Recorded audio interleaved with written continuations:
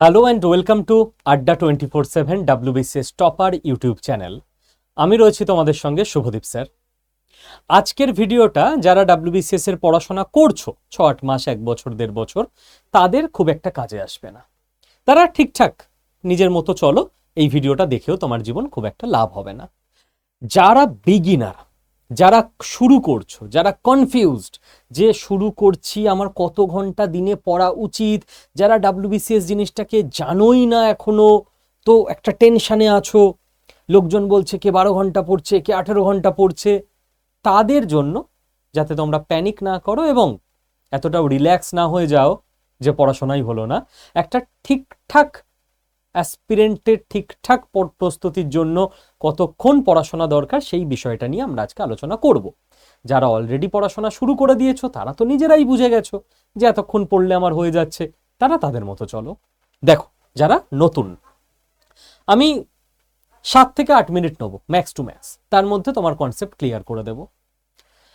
Success equal to merit into time মানে মানে আমি তোমাকে পার্সোনাল জীবনের উদাহরণ দিয়ে বলছি। আমি মাধ্যমিকে সে সময় ভালোই পেয়েছিলাম, ওভারঅল আমার 87% নাম্বার ছিল।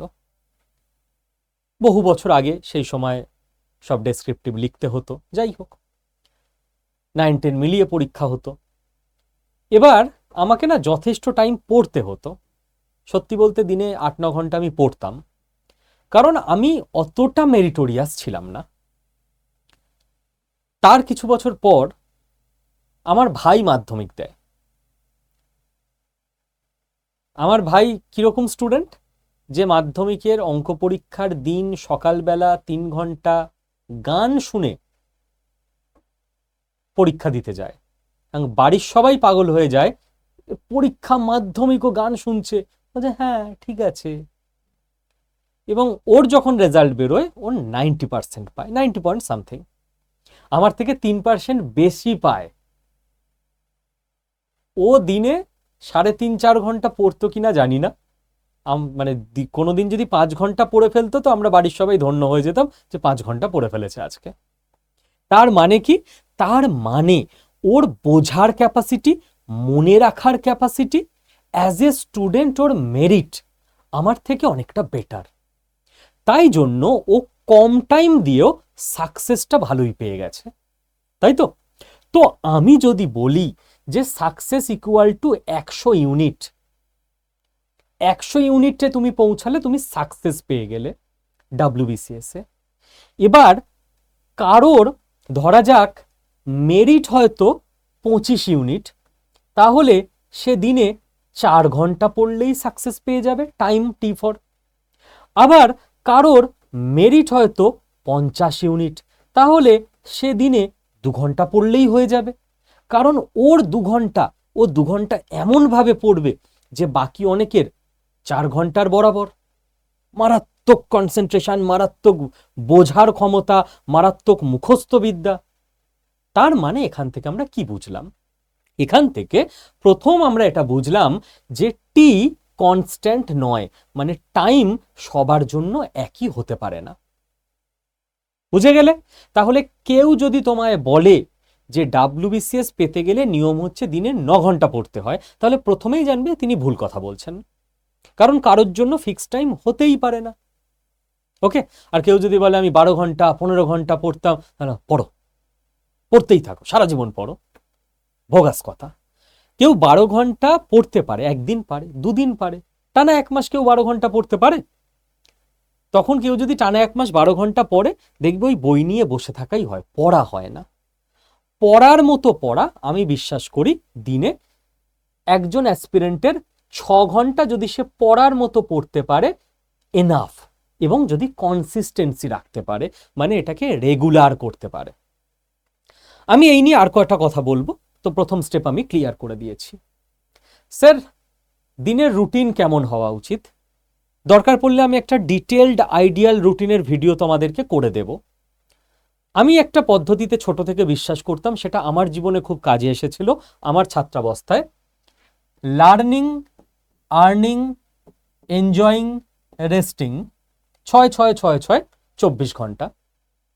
তো 24 ঘন্টার মধ্যে প্রথম 6 ঘন্টা আমার লার্নিং, দিনে 6 ঘন্টা আমায় পড়তেই হবে। এবার 6 ঘন্টা আমার আর্নিং। যারা একটু ফিনান্সিয়ালি ভালো ফ্যামিলির থেকে বিলং করো বা হয়তো ইনকাম না করলেও চলবে, তাদের তো ঠিক আছে।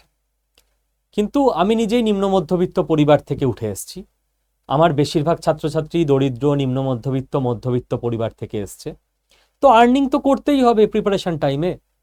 কেউ টিউশন পড়ায়, কেউ মাঠে কাজ করে চাষবাসের, কেউ হয়তো বাড়ির কোনো বিজনেস আছে সেখানে হাফবেলা দেখে, কেউ হয়তো পার্ট টাইম কোনো চাকরি করে।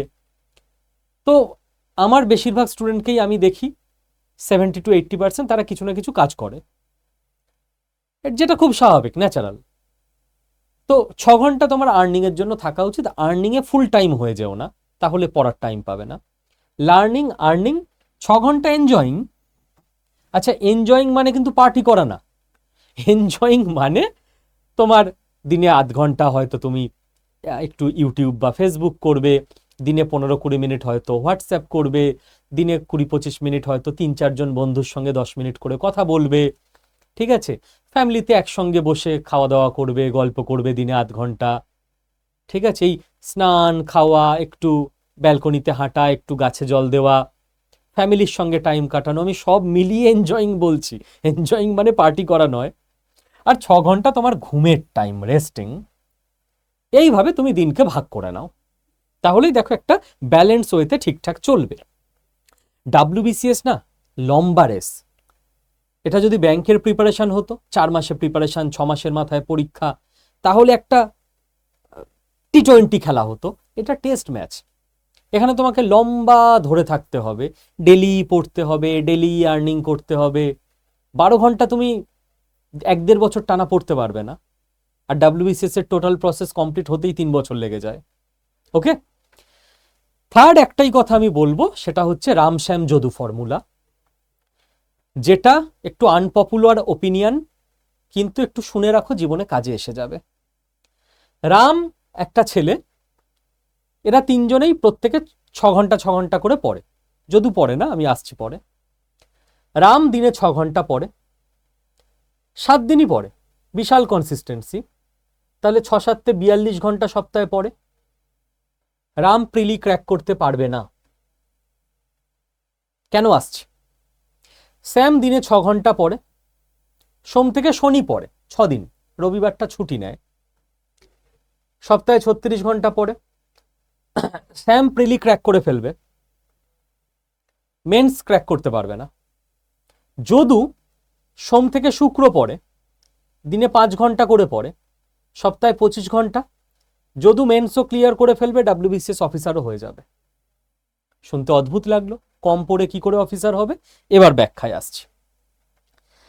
6 ঘন্টা পড়েছে রাম, 7 দিনই পড়েছে, কোনো ছুটি নেয়নি, যার ফলে আফটার সাম টাইম ওর ব্রেন অ্যাজ সাচ ফাংশন করা, কাজ করা বন্ধ করে দেবে। ওর কাছে জীবনটা, পড়াশোনাটা বোরিং হয়ে যাবে, মনোটোনাস হয়ে যাবে। ও 42 ঘন্টা সপ্তাহে পড়ছে, তো ওর মাথাতেও কিছু ঢুকছে না, কিছু সেভও হচ্ছে না, মুখস্থও হচ্ছে না, বোঝাও হচ্ছে না, তো রেস থেকে আউট। স্যাম ঠিকঠাক কাজ করেছে, 6 দিন পড়বে, একটা দিন ছুটি, যেদিন ও সিনেমা দেখবে, যেদিন বন্ধুদের সঙ্গে ঘুরতে যাবে, দেখা করতে যাবে, জীবনে বিশেষ কেউ থাকলে তার সঙ্গে 2 ঘন্টা দেখা করে আসবে, কথা বলবে, খেলবে, যা ইচ্ছা করবে, পাড়ায় ক্লাবে টাইম দিয়ে আসবে 1.5-2 ঘন্টা, পিওর গল্প করে আসবে, কোনো আত্মীয়ের বাড়ি ঘুরবে। তার ফলে আমাদের ব্রেন পড়াশোনা থেকে বেরিয়ে অনেকগুলো কাজকর্ম করে এলো, তো ব্রেনটা তুমি বুঝতে পারো কি না পারো অনেক ফ্রি হয়ে গেল, আবার নেক্সট 6 দিন পড়ার জন্য উপযুক্ত হয়ে গেল। তো সেদিক থেকে ঠিকই করেছে। কিন্তু ও না প্রত্যেক সপ্তাহে 36 ঘন্টা নতুন নতুন জিনিস তো পড়ছে। আমরা যখন একবার কিছু পড়ি, ওটা আমাদের শর্ট টার্ম মেমোরিতে গিয়ে সেভ হয়, লং টার্ম মেমোরিতে সেভ হয় না। তো এ পড়ছে, ভালোই করেছে, কিন্তু ও যখন পরীক্ষা দিতে যাবে, প্রিলি তো পাস করে যাবে, মেন্সে গিয়েও দেখবে ও কাট অফ ক্লিয়ার করতে পারেনি, কারণ অনেক পড়া জিনিস হচ্ছে, এটা পড়েছি কিন্তু ওর মনে পড়বে না, কারণ ওর লং টার্ম মেমোরিতে নেই। এটুকু মনে পড়বে, এটাও পড়েছে, উত্তর মনে পড়বে না। তো আলটিমেটলি এই প্রবলেমের জন্য ও মেন পাস করতে পারবে না। যদু মেন্স ইন্টারভিউ সব পাস করে যাবে। যদু কি বুদ্ধি কাজে লাগিয়েছে, সোম থেকে শুক্র 5 দিন ও 5 ঘন্টা করে পড়েছে, সোমবার ও 5 ঘন্টা পড়েছে, দিয়ে লাস্ট 1 ঘন্টা, পড়ার কথা তো 6 ঘন্টা, 5 ঘন্টায় যা পড়েছে ওটাকে রিভাইজ করেছে, মানে দিনের পড়া দিনেই রিভাইজ। তো ও যেটা পড়েছে ওর শর্ট টার্ম মেমোরিতে ঢুকেছিল 5 ঘন্টায়, ওটাই আবার দিনের শেষে ওর লং টার্ম মেমোরিতে ঢুকে গেছে। মঙ্গল এরকম, বুধ এরকম, বৃহস্পতি এরকম, শুক্র এরকম, 25 ঘন্টা পড়া হয়ে গেছে। মানে প্রত্যেক দিন ও 5 ঘন্টা করে 5 দিন নতুন পড়া পড়েছে, আর এই 1 ঘন্টা করে সোম থেকে শুক্র ডেলির পড়াটা ও রিভাইজও করেছে। ঠিক আছে, 5 আর 1-এও ভেঙে নিয়েছে দিনকে।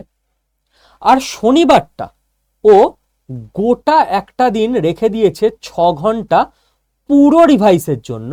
এবার সোম থেকে শুক্র যা পড়েছিল সেটাকে গোটা শনিবারটা 6 ঘন্টা ও রিভাইসই দিয়েছে।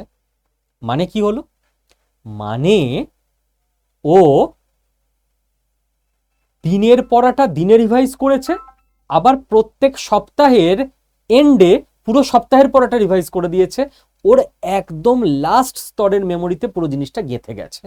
আবার রবিবারটাও গ্যাপও নিয়ে নিয়েছে, যাতে পুরো মনটা রিচার্জ রিফ্রেশড হয়ে যায়, সোমবার থেকে নতুন করেও শুরু করতে পারে। যদু গিয়ে আলটিমেটলি পাস করবে। তো আমার একান্ত সাজেশন, অ্যাডভাইস, রিকোয়েস্ট আমার সমস্ত স্টুডেন্টকে, বি লাইক যদু। ওকে, এবং আমি বলে দিই যে যদি তোমরা আমার সঙ্গে যুক্ত থাকতে চাও হোয়াটসঅ্যাপের মাধ্যমে, তাহলে 6291796360 এই নাম্বারে হোয়াটসঅ্যাপে আমাকে জাস্ট একটা হাই লিখে পাঠিও। তোমার কাছে দুটো গ্রুপের লিঙ্ক অটোমেটিক চলে যাবে, একটা হচ্ছে গভর্নমেন্ট জব প্রিপারেশন গ্রুপ, একটা হচ্ছে প্রাইভেট জব প্রিপারেশন গ্রুপ। এই গভর্নমেন্ট জব প্রিপারেশন গ্রুপে ক্লিক করে তুমি গ্রুপে জয়েন হয়ে যেও, বাকি সমস্ত গাইডেন্স, তথ্য সবকিছু তুমি গ্রুপে পেয়ে যাবে। ওকে, অল দ্য বেস্ট।